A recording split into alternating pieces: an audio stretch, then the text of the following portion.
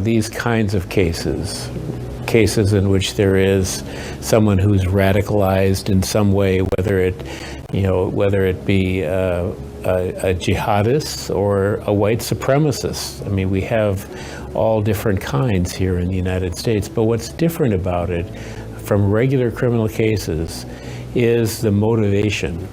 I mean, they're motivated by something that is harder for us to understand. You know, someone who's selling drugs is selling drugs because they either want drugs themselves or they want money. You can understand the motivations a lot easier.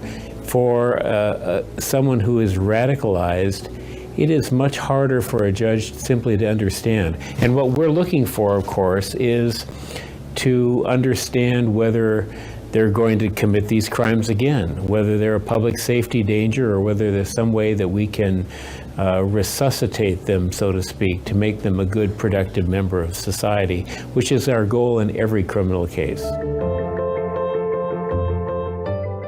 There have been some political actors in the last 5 to 10 years who've realized that polarization is pretty politically effective as a strategic tool. So, I mean, people have always been polarized politically. There have always been multiple sides to multiple political issues.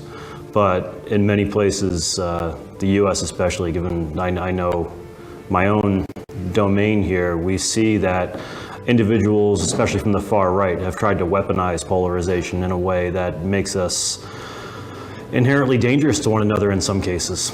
So I think that polarization has always been there, but that polarization was more along the lines of political disagreement.